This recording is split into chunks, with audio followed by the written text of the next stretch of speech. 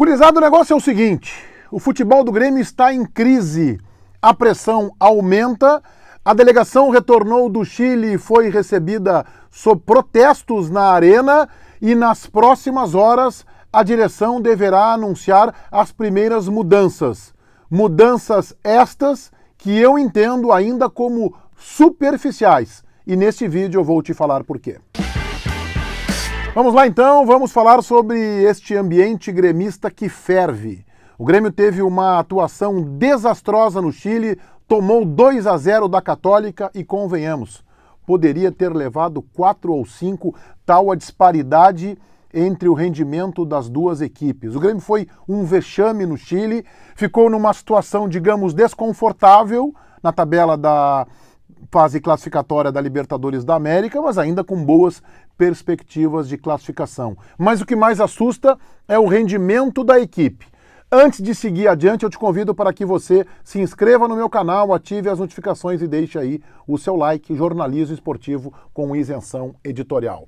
O futebol do Grêmio está em crise, mesmo o Grêmio tendo vencido semanas atrás o Campeonato Gaúcho com derrota sobre Caxias, o Grêmio faz uma arrancada muito ruim no Campeonato Brasileiro e vem uma nova derrota com uma atuação, digamos, fiasquenta contra a Universidade Católica. O 2-0 saiu barato para o time do Renato. O Renato, aliás, que se mostrou acuado em boa parte do jogo, saiu da casa-mata já nos 10 minutos finais, quando o time chileno cansou e só administrou a vantagem de 2-0. O Grêmio mais uma vez teve o jogador expulso, o zagueiro David Braz, e o Grêmio se desmantelou para as próximas partidas. A gente não sabe ainda a gravidade da lesão do Jeromel. A delegação gremista desembarcou esta tarde no Salgado Filho, desceu sob escolta policial, foi para a arena, onde havia um grupo de cerca de 60 torcedores numa manifestação pacífica, todos cobrando principalmente do técnico Renato Portaluppi, também dos jogadores. O Renato não foi para a arena,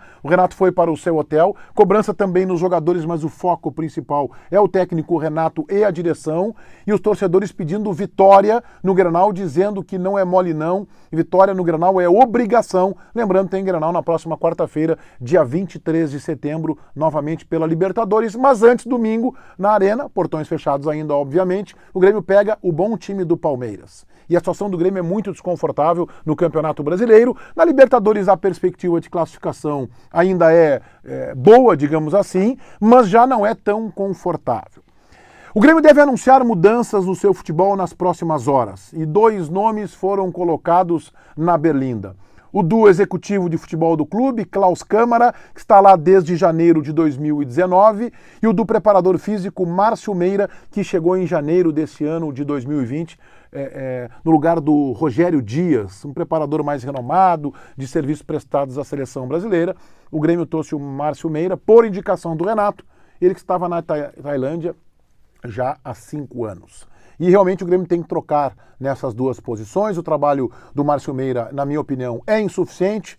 O do Klaus Câmara é um trabalho que não vai além de um secretário especial do departamento de futebol, portanto, secretário do Renato, e eu acho que as mudanças são insignificantes, são insuficientes. Eles têm que ser trocados, sim, mas são mudanças que não atingem o futebol de imediato. A mudança na preparação física, que se faz muito necessária e chega com atraso, e nós, nos donos da bola da Band, por exemplo, estávamos cobrando, tanto o Paulo Luz quanto o presidente Bozan, já há semanas que o Grêmio diagnosticasse que há problemas ali.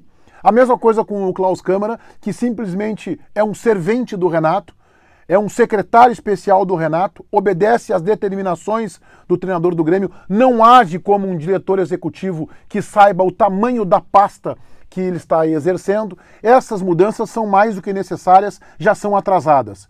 Eu penso que o Grêmio deveria mudar também o seu vice-presidente de futebol. Acho que o Paulo Luz é excessivamente passivo e não tem uma relação hierárquica de acordo como deveria ser com o treinador. Tem uma relação de fã, de admirador do Renato, que neste momento deveria correr em paralelo. Deveria ser dado um pause nesta relação para que a relação passasse a ser uma relação profissional. O Renato é funcionário do clube e deve seguir a hierarquia traçada pelo departamento de futebol. Portanto, eu acho já há muito tempo que a política de futebol do Grêmio é errado, é uma política que outorga, entrega, delega plenos poderes ao seu treinador.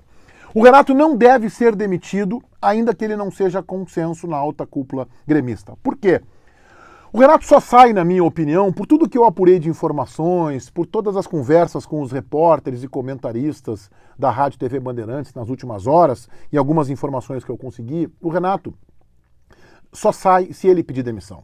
Essa é uma leitura que eu tenho desde o jogo contra a Católica, a leitura que eu fiz é essa. O Renato só sai se ele quiser. Por exemplo, se ele achar que o time está muito desmantelado para o próximo Grenal, ele pode perceber assim, puxa vida, a coisa está difícil, eu já estou fechando 4 anos no Grêmio, não vou estragar essa minha estatística recente muito vitoriosa nos clássicos, saio agora e o Grêmio coloca um outro profissional para dar sequência nas competições e volta ali na frente. E a gente sabe que o Renato volta ali na frente para treinar o Grêmio, onde ele se deu muito bem, especialmente nesta passagem de agora. Ganhou a Copa do Brasil, Libertadores, Recopa e 3 vezes o Campeonato Gaúcho. Acontece que desde a Libertadores em 2017 e a Recopa em 2018, o Grêmio só ganhou o Campeonato Gaúcho. E assim, o Campeonato Gaúcho do ano passado, o Grêmio ganhou nos pênaltis, com um grupo muito mais qualificado que o do Internacional. O Campeonato Gaúcho deste ano, o Grêmio, embora tenha atropelado o Internacional no Grenal decisivo do segundo turno, o Grêmio ganhou em cima do Caxias, perdendo o jogo decisivo na Arena. Então, mesmo assim, o Grêmio ganhou com algumas sequelas, o deste ano,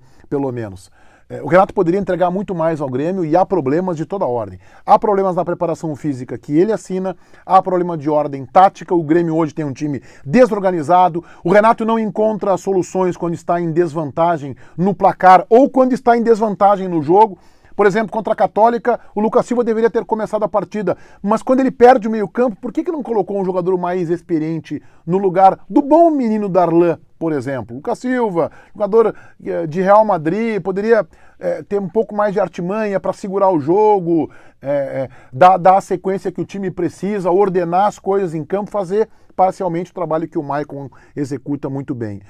E os jogadores começam, inclusive, já a mostrar que não estão assim tão fechados com o Renato. Tem jogador mandando mensagem de WhatsApp para jornalista, para youtuber, dizendo que o Renato trabalha pouco, que o Renato não é um bom treinador taticamente, que ele só tem o mesmo esquema de jogo. E o Renato, a gente sabe, ele não tem muita variação tática. Ele tem aquele padrão de jogo e quando o outro time toma conta da partida, ele não consegue sair. Antes ele tinha o Everton como escape. Antes ele tinha o Everton que tem capacidade para isoladamente decidir uma partida. Então o Renato sai se ele quiser. Você quer saber por quê?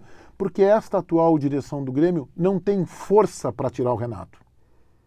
Não tem tamanho para tirar o Renato.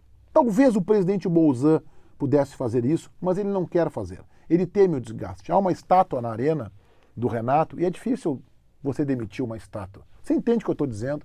É difícil. O Grêmio nunca conseguiu, em todas as passagens do Renato pelo Grêmio, o Grêmio nunca conseguiu dar o tamanho do Renato do cargo de treinador de futebol. O Renato sempre foi contratado como ídolo e como justamente o maior ídolo da história do clube. Então o Renato que está lá, ele não é o treinador do Grêmio, o chefe do vestiário, funções as quais, inclusive, eu acho que ele exerce bem. O Renato que, com as suas deficiências, mas exerce bem. O Renato que está lá é o ídolo. E é simplesmente o maior ídolo do clube. E esta direção não tem força para demitir o Renato. Então, por isso as demissões vão ficar no Klaus Câmara, possivelmente, no preparador físico Márcio Meira, talvez o Paulo Luz, que também é do Conselho de Administração, acabe sendo desligado do futebol, dando espaço a um dirigente ali do Conselho, talvez o Marcos Hermann, talvez o Adalberto Praz, ou talvez o presidente deixe em algum momento o cargo vago, até escolher melhor o seu grupo político, talvez, mas não é a tendência. A tendência é Klaus Câmara, Márcio Meira e que eles paguem a conta por este momento. E essas demissões são paliativas.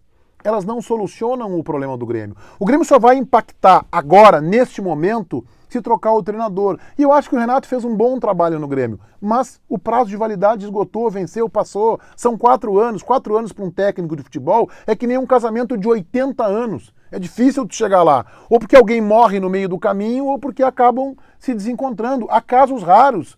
E eu espero ser um deles, inclusive, de chegar a um casamento que dure 80 anos. Mas não é assim tão fácil, não é assim tão simples. E esse casamento Grêmio-Renato, neste momento, ele tem que ser dado um tempo, um pause, para o Renato voltar ali na frente, ainda com mais força. Então, tendência de mudanças, Klaus Câmara e Márcio Meira, o Renato deve ser preservado. Exceção feita a uma decisão dele. Tá inscrito no meu canal? Valeu. Se não, te inscreve agora. Feitoria Gurizada. Vai, um abraço.